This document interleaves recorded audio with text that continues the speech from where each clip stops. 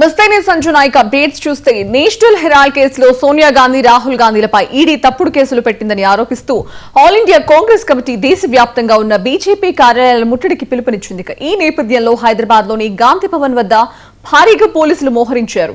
అదేవిధంగా మరోవైపు నాంపల్లిలోని బీజేపీ రాష్ట్ర కార్యాలయం వద్ద పోలీసులు బారికేడ్లను ఏర్పాటు చేసి భద్రతను సమీక్షిస్తున్నారు.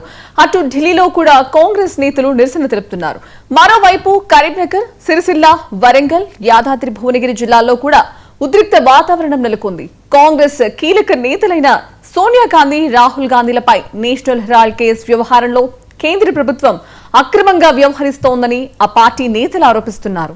ఈ మేరకు కరీంనగర్లోని కేంద్ర మంత్రి బండి సంజయ్ ఆఫీసును ముట్టడించేందుకు కాంగ్రెస్ కార్యకర్తలు పెద్ద ఎత్తున అక్కడికి చేరుకున్నారు. అయితే ముందస్తు సమాచారం మేరకు పోలీసులు భారీగా మోహరించి కాంగ్రెస్ శ్రేణులను అడ్డుకున్నారు. దీంతో అక్కడ ఒక్కసారిగా వాతావరణం వేడెక్కింది. అనంతరం కాంగ్రెస్ నేతలు పోలీసులకు మధ్య తోపులాట చోటు చేసుకోగా అప్రమత్తమైన పోలీస్ అధికారులు కాంగ్రెస్ శ్రేణులను అదుపులోకి తీసుకున్నారు. అనంతరం వారిని ప్రత్యేక వాహనంలో స్థానిక పోలీస్ స్టేషన్ కు తరలించారు.